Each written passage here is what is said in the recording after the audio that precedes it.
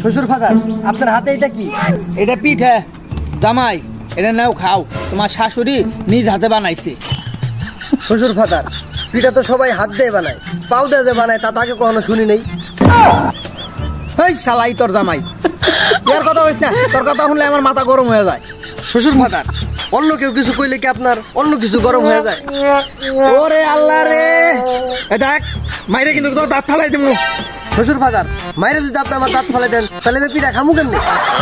তুই চুপ থাক বাবা, তুই চুপ থাক। আচ্ছা শ্বশুর ফাদার, এই পিঠা কি দিয়ে বানাইছি? আরে বাবা, এটা চাইলের গুড়ি দিয়ে বানাইছে। শ্বশুর ফাদার, চাইলের গুঁড়ার পিঠা এত স্বাদ, চাইলের গুঁড়া না জানি কত স্বাদ। আরে শালার বল দাদা ভাই, তোর কি কোনদিন জ্ঞান করতে হবো না? হ্যাঁ, তোর যে সকালবেলা দিলাম 100 টাকা যে আখ কিনা খাই, তুই কি খাইছিলি?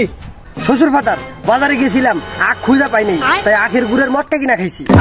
হাই রে তোরা জামাই রে, তোরে কইলাম আখ খাইয়া দাঁত পরিষ্কার কর, আর তুই কি করলি? আখের গুড়ের মটকা খাইয়া দাঁতে গুল লাগাই আলি। শ্বশুর ফাদার, আপনার মেয়ারে কিছু কয়ে দিয়েন, আপনার মেয়ে খালি আমারে বকাবাজি করে, আমারে খালি মারে। হ্যাঁ, এটা কি পাইছে আমারে? কি আমার মেয়ে তোর মারে কিসের জন্য? শ্বশুর ফাদার, বিছনায় প্রসাব করি এর জন্য।